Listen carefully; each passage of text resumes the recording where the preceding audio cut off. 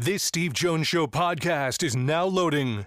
The Steve Jones Show podcast is presented by Sunbury Motor Company, Purdue Insurance, Brewers Outlet, and NIL Game Changers.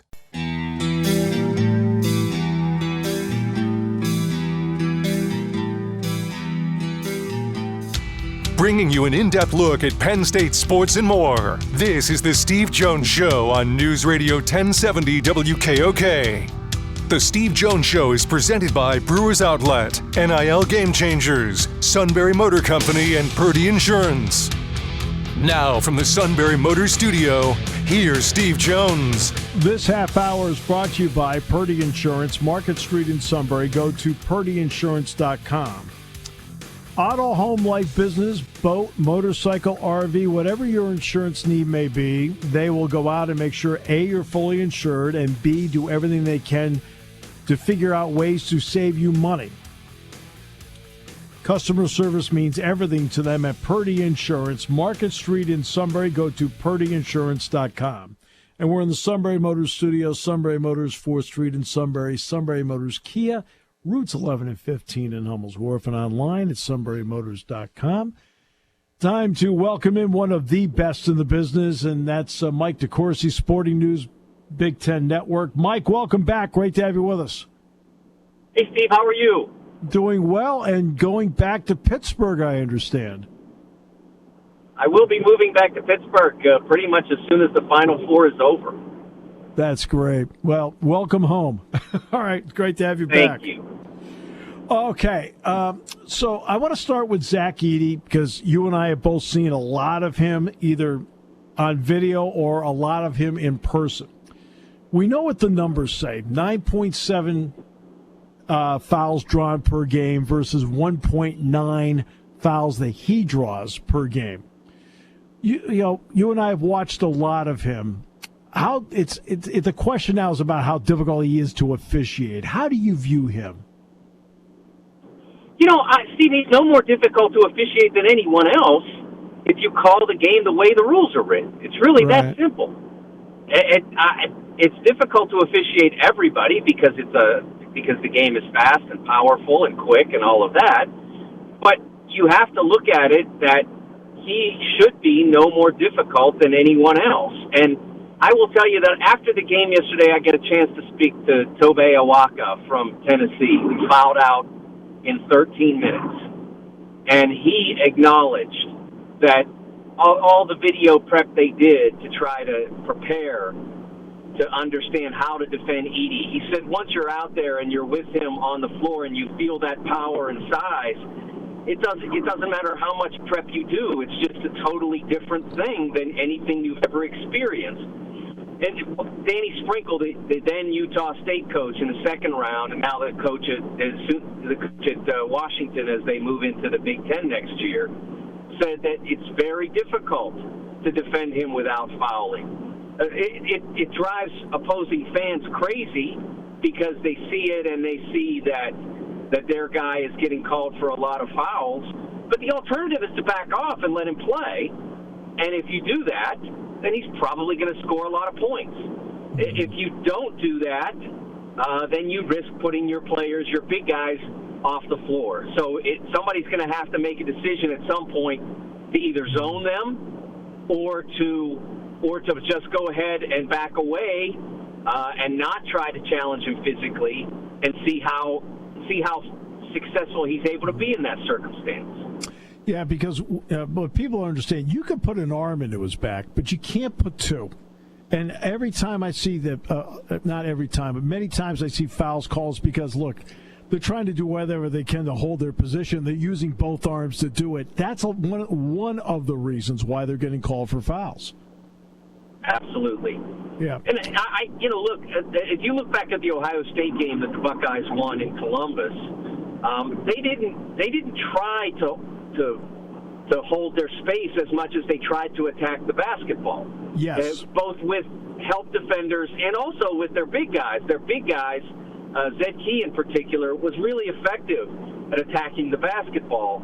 And so they did have some success in not allowing him to catch the ball, but it was more to them about when he brought the basketball into position, trying to attack it and doing that without fouling. Because, look, we always talk about big men, when they'll get the ball, they'll balance themselves when they should just catch and shoot. I'm talking about the catch and shoot plays, and they'll make themselves smaller. He has developed a bad habit. He brings that ball down around his waist, and that's where, like, people are seeing more deflections off of that, because that's one thing you do notice. He has developed that little habit that's allowing people to attack the ball like you're talking about. He does. Because they are such a proficient three-point shooting team statistically, he does get some space. And Zach's an excellent passer out of the post, so he does get some space, but he will, at times, once he initiates that move, he does allow defenders to come at him, and he needs to maybe, on occasion, fake that and get the defender moving and then kick it out behind them for an open three, and then maybe the defender will come more slowly. But right now, he's not doing that.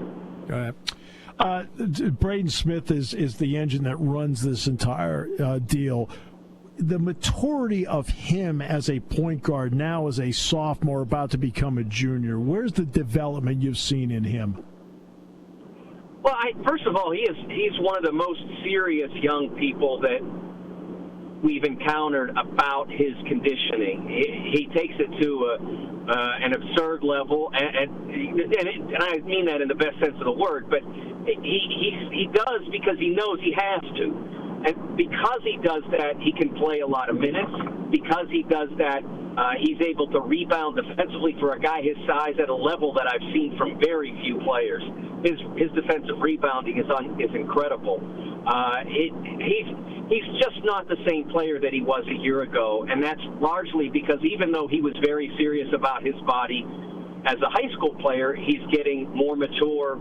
He's had college training, which, as good as the people were around him in Westfield, and they were great, every day being in college with the nutrition and all of that has been an aid to him. And having been through last year's disappointment, I think really fueled that team. I asked Mason Gillis about this yesterday. I mean, I've watched them play a ton. You've watched them play a ton. The old spinal tap amp goes to 11. I mean, they play hard, but yesterday it went to 11. They did not ever relent yesterday. When there was a loose ball on the floor, they attacked it with a ferocity that even as hard playing as Purdue teams typically are, I had never seen before. Yeah, no, I agree with that. And again, I'll tell you a guy that to me typified it yesterday, because sometimes I wonder, is Fletcher Loyer. That's as hard as I've seen him play, was yesterday.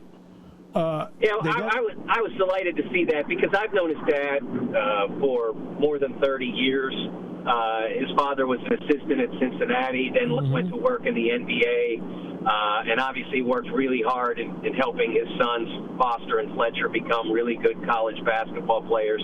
And Fletcher had a really tough February last year. And when they played that Fairleigh Dickinson game, he was the one guy that was ready to make shots, but nobody wanted to embrace it because he had been so poor at the end of his freshman year. So then he went through another tough early February, and they played Michigan, and he shot himself out of it. Even though he didn't make shots that day, he became aggressive again, and that's continued on all the way through yesterday. So I got a chance to see his dad and tell him how great Fletch played. He was outstanding. Yeah, he really was. That's one of the better games I've seen him play. They've got NC State now, and we know there'll be a lot of talk about DJ Burns. I understand that. We'll get to that in a moment. I find the Diarra situation fascinating because Penn State had a wide receiver years and years ago named Gerald Smith.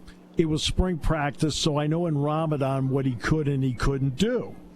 Well, Diarra, we're in an era where hydrate, except he's not doing that right now.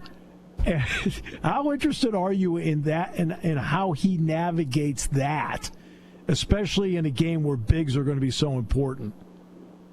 Yeah, it's really fascinating that there were several players in March Madness to this point that had to go through that and had to monitor sundown, and they could get them a power bar or whatever once the sun hit the horizon and all of that.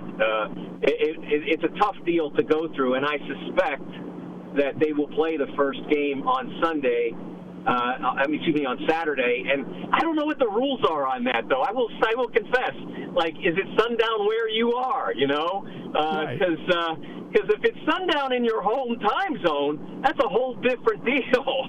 Right, exactly. It is. It's 6:09 as opposed to they're on Mountain Standard Time, which would be 3:09, right? Yeah, I don't know what the deal. I don't know what the rules are on that. I suspect it's where you are, which is not good news. Interesting. How do you view Burns and watching him play?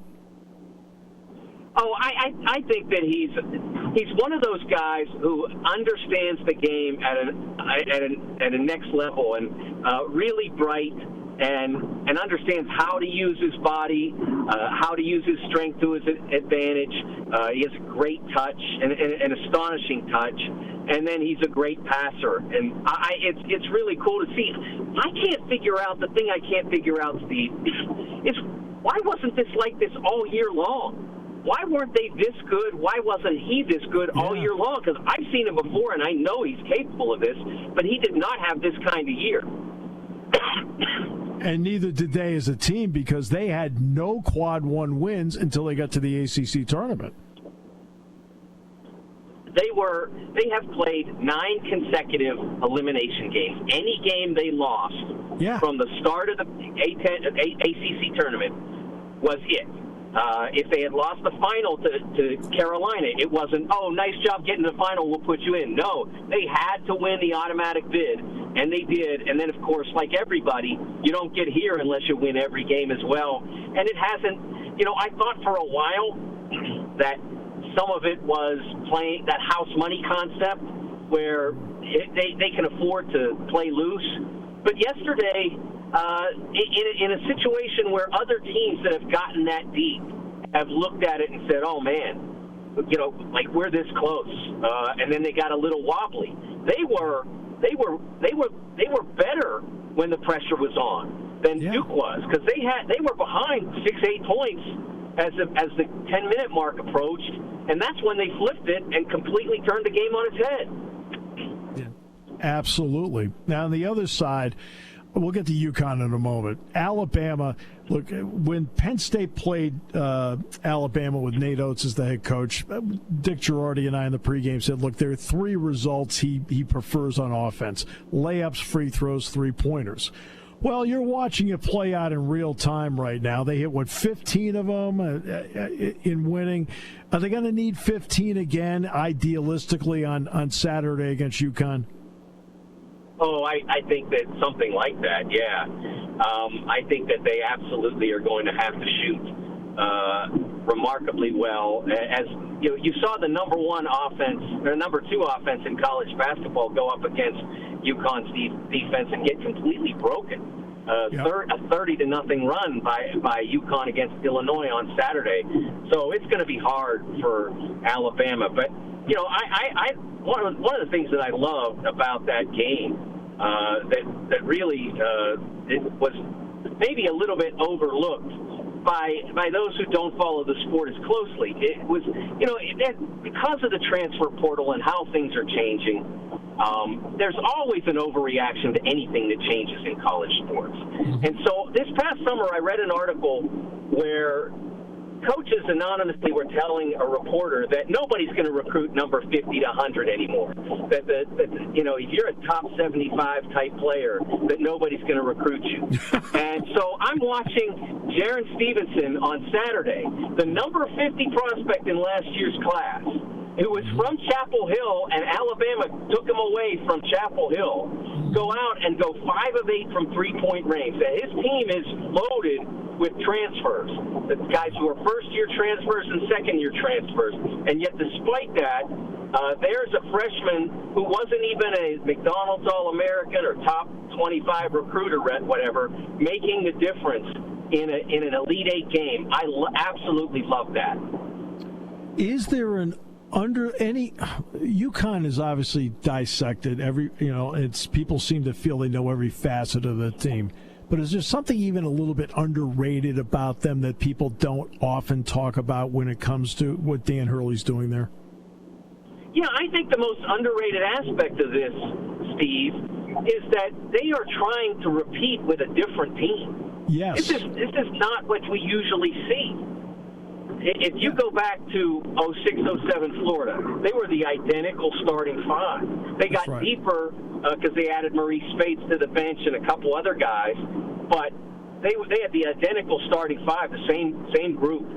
You go back to the Walton, the Alcindor Wicks era of UCLA, and they were constantly turning over 2 or 3 players, but never as much as this team did. They lost 75% of their scoring. 75% of their scoring from last season's team, and yet here they are. And in a lot of ways, I don't know if they're technically better, like if they played each other, whether last year's team would beat this year's team, but they are much more dominant as a team in this season than they were a year ago. And what's interesting is that because they are a different team, they actually play at a slightly slower pace than last year's team. I don't think a lot of people realize how far back they are in pace, but they also seem to be, with their ball movement in that pace, getting more open shots. Yes, and that's because there's a number of reasons for that. The first is Tristan Newton. A year ago, remember in February, and this was, it's funny because the media questioned whether UConn had the point guard they needed, but we weren't the only ones. Dan Hurley questioned for a long time, and they fiddled with Andre Jackson at that position, and then ultimately Newton won the job and carried them, or drove them, I should say, not carried, but drove them to a national title. And he comes back this year and plays like a first-team All-America. So that's a big part of why they get better shots. And then they have better spacing as well, because as great as Jackson was and Jordan Hawkins was, the spacing they get because of Cam Spencer, who's a more proficient deep shooter than anybody from last year's team. They get more space, so they're able to get better shots. So a lot of that comes from the development of guys like Newton, but also the addition of Cam Spencer and what he's meant. Because remember, transfers in from East Carolina, UConn actually had for them an up and down January a year ago in the Big East. And then, boom, took off when he settled in and he took charge for them. And it made a big difference to all of them, including Sonogo. And, of course, Sonogo's now on the two-way with the Bulls. Hey, Mike, always a pleasure. Appreciate it so much. Have a great time out in Scottsdale, Phoenix. I'd say Glendale, but the only time anybody goes there is for the games. Thanks, Steve. Appreciate it, Mike. Thanks. The great Mike DeCourcy. Sporting News, Big Ten Network. There's something to be said about a sale with a handshake, a service technician who really knows what he's doing. They can explain it in English what the problem is. There's nothing better than having that friend you could trust in the area. That's Sunbury Motors, where you get selection, knowledgeable salespeople, and prices that fit your budget, and more important, that friend you can trust. Welcome to Sunbury Motors, Kia, Ford, and Hyundai. You could shop other dealers and compare prices, but at Sunbury Motors, you get their lowest price promise. They research the current used vehicle market and guarantee their used car prices are the lowest. If you find a lower price, Sunbury Motors will beat it. 3 dealers all in one. See their full new and pre-owned inventory at sunburymotors.com. Pick out a vehicle you like and schedule your test drive online. Follow them on Facebook. Sunbury Motors Ford and Hyundai, North 4th Street, Sunbury, and Sunbury Motors Kia, routes 11 and 15 in Hummel's Wharf. Spring has sprung, and it's time to dust off those insurance policies. For over 100 years, the Purdue Insurance Agency has been protecting families and businesses of the greater Susquehanna Valley and beyond. With the experience of our trained and knowledgeable staff, you can rest assured that your needs will be evaluated and met by some of the industry's best representatives. No matter what your insurance needs are, call Purdue Insurance today at 570-286-5855 or visit our website at purdueinsurance.com to see what we can do for you.